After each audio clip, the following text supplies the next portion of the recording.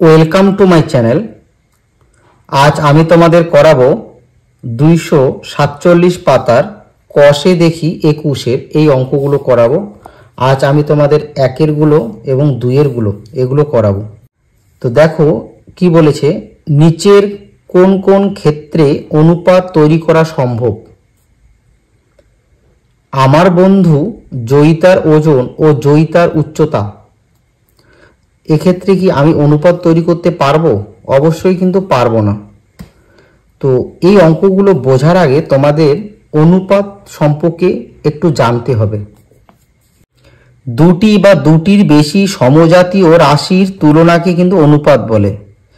তাহলে অনুপাত হলো রাশি দুটি কিন্তু সমজাতীয় থাকবে। সমজাতীয় মানে একই থাকবে।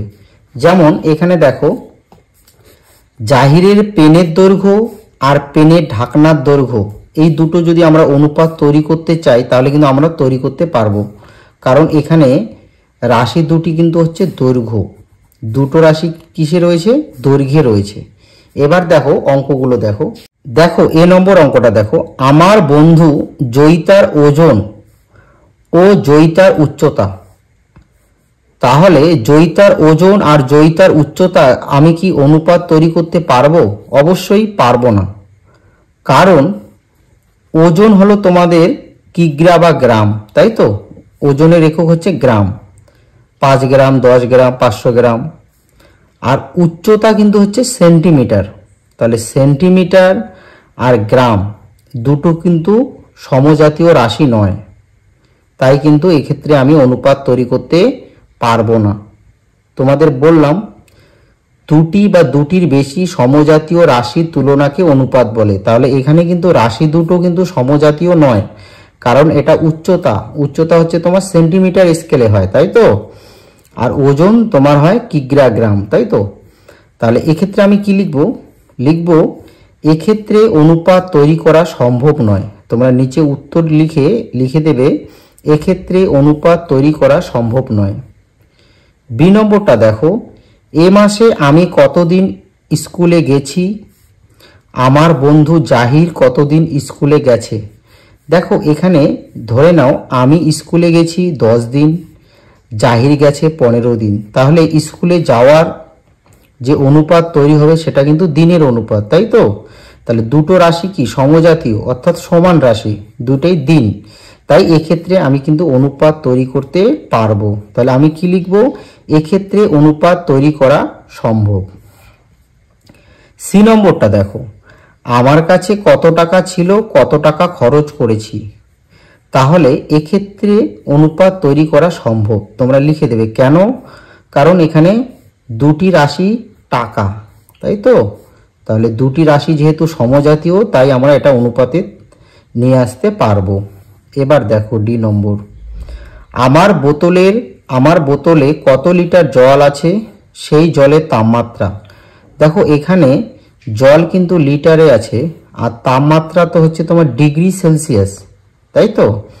তাহলে এক্ষেত্রে কিন্তু অনুপাত তৈরি করা সম্ভব নয়। আর একবার বলছি, জলের এখানে রাশিটা কি? লিটার। আর জলের তাপমাত্রা তো লিটার হয় না, জলের তাপমাত্রা কি হয়? 50 degree Celsius, 300 degree Celsius, Celsius স্কেলে হয় তাপমাত্রা। আর জলের আয়তন তো লিটার হয়। তাহলে লিটার আর সেলসিয়াস, এই দুটো তো একই রাশি না।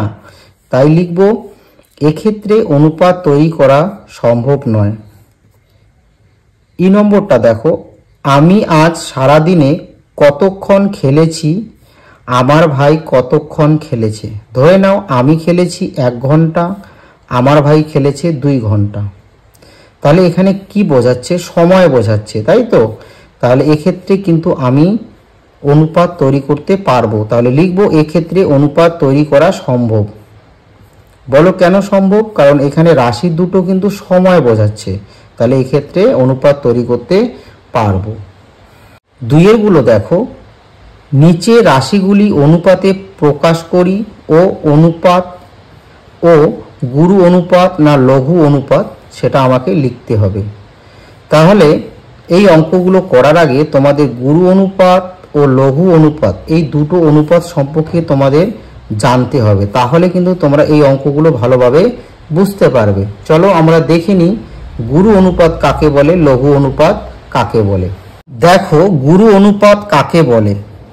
কোনো অনুপাতের পূর্বপদ উত্তরপদের চেয়ে বড় হলে, অর্থাৎ পূর্বপদ বড় উত্তরপদ ছোট হলে সেই অনুপাতকে গুরু অনুপাত বলে।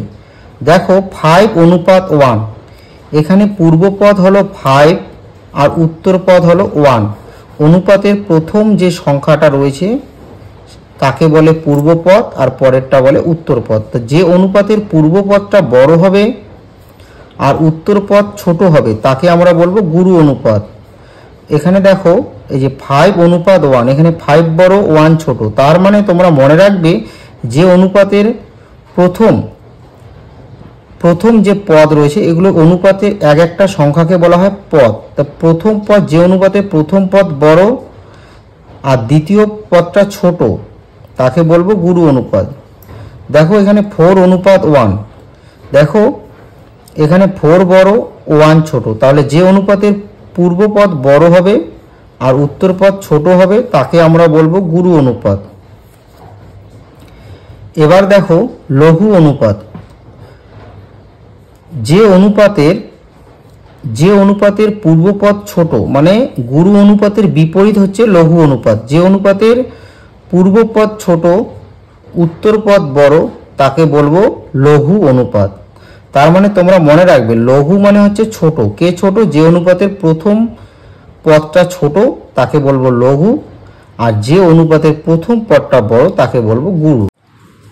1 নম্বর অঙ্কটা দেখো 10 কিগ্রা ও 15 কিগ্রা। তাহলে আমরা 10 কিগ্রা ও 15 কিগ্রাকে এভাবে অনুপাতে লিখতে পারি 10:15। এবার দেখো এই অনুপাতকে আমরা ছোট করতে পারবো। কিভাবে করব? একই সংখ্যা দিয়ে পূর্বপদ আর উত্তরপদকে ভাগ করব। তাহলে 5 দিয়ে আমি পূর্বপদ এবং উত্তরপদকে কিন্তু ভাগ করতে পারবো, তাই তো? তো 5 দিয়ে যদি আমরা 10কে ভাগ করি তাহলে কত পাবো? 2। 5 দিয়ে 15কে ভাগ করলে কত পাবো? 3। তোমরা অনুপাতকে ছোট করতে তো জানো, আমি তোমাদের এর আগের ভিডিওতে শিখেছি কিভাবে অনুপাতকে লঘিষ্ঠ আকারে প্রকাশ করে। এবার দেখো এখানে আমি কি পেলাম? পূর্বপদ ছোট উত্তরপদ বড়, তাহলে এটা কি অনুপাত হবে বলো তো? এটা হবে তোমার লঘু অনুপাত। তাহলে লিখব 2:3 একটি লঘু অনুপাত। লঘু অনুপাত, কারণ এই অনুপাতের পূর্বপদ ছোট উত্তরপদ বড়। এবার 2 নম্বর অঙ্কটা দেখো 27টি ও 18টি। তাহলে 27:18। দেখো আমি 3-এর ঘরের নামতা দিয়ে কিন্তু এই দুটো সংখ্যাকে ভাগ করতে পারবো, তাই তো? তাহলে কি হবে? 3 লং 27, 3 6 18। এবার দেখো আবার আমি 3-এর ঘর দিয়ে ছোট করতে পারবো। 3 3 9, 3 2 6। তাহলে দেখো আমি কি পেলাম? এই অনুপাতের পূর্বপদ বড় উত্তরপদ ছোট পেলাম, তাই তো? তা লিখব সুতরাং 3:2 একটি গুরু অনুপাত। গুরু অনুপাত। এবার দেখো 3 নম্বর কি বলেছে? 30 টাকা ও 22.50 টাকা। তাহলে 30 টাকা অনুপাত 22.50 টাকা। তাহলে দেখো এখানে দশমিকের পরে দুটো সংখ্যা রয়েছে, তাই তো? তাহলে এই দিকে কি হবে? দুটো শূন্য হবে, তাহলে কিন্তু আমার দশমিক থাকবে না। দেখো 30 আমরা অনুপাতকে যদি ভগ্নাংশে লিখি তাহলে পূর্বপদ লব হবে আর উত্তরপদ হর হবে। এবার দেখো নিচের দশমিক যদি আমরা তুলতে যাই তাহলে নিচের দশমিকের পরে যতগুলো অঙ্ক আছে উপরে 1-এর পরে ততগুলো শূন্য হবে, তাহলে এই দশমিকটা উঠে যাবে। বুঝতে পারলে তো? তাহলে কিভাবে আমি দশমিকটা তুললাম? তাহলে এখানে কত হবে? এখানে তোমার 3000 হবে আর নিচে হবে 2250, তাই তো? এবার দেখো আমরা ছোট করব। কিভাবে ছোট করব, 0 0 কেটে দাও, তারপর আমরা 5 দিয়ে ছোট করতে পারবো। 5 দিয়ে 4 5 20, 5 5 25, 45 হবে। আর 5 দিয়ে 5 6 30 আর 0, 5 60 হবে তোমার 300।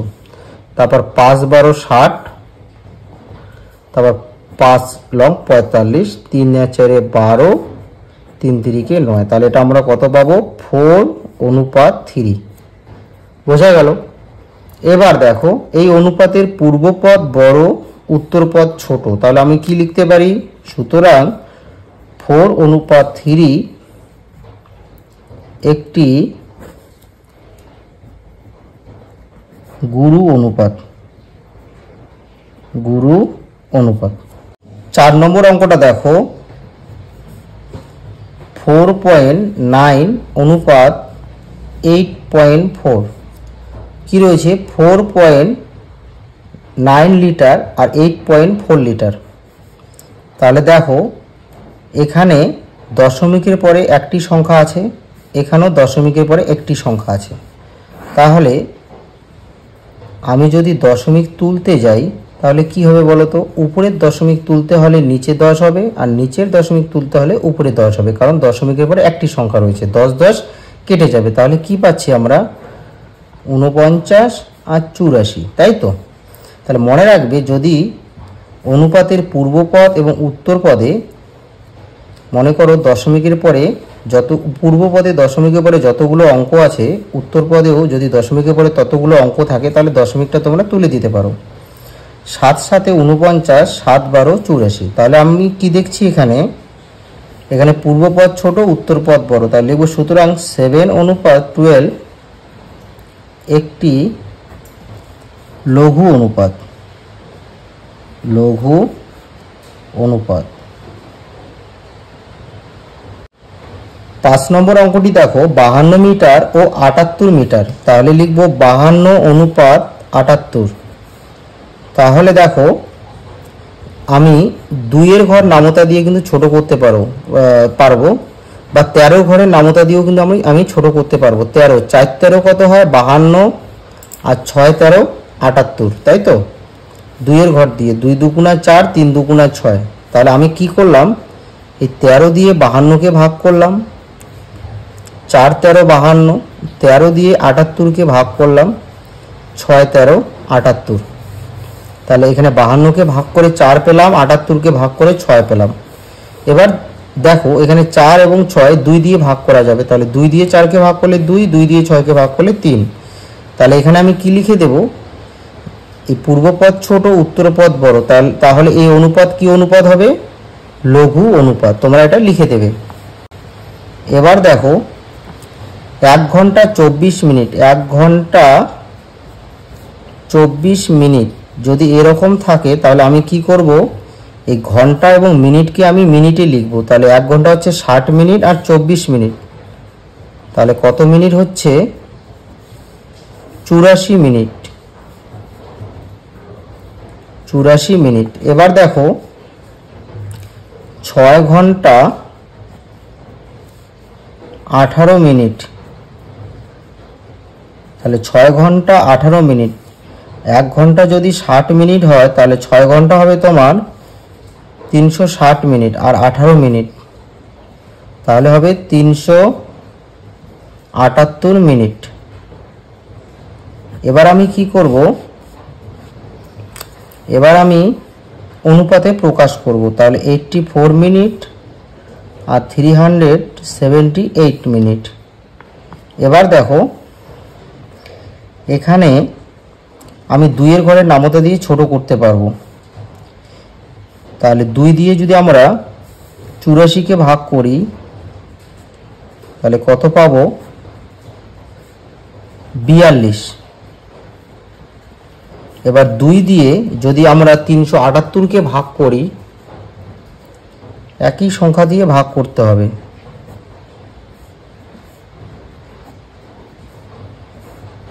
কত হবে? 189। এবার 3 ঘরের নামতা দিয়ে কিন্তু আমরা ছোট করতে পারবো।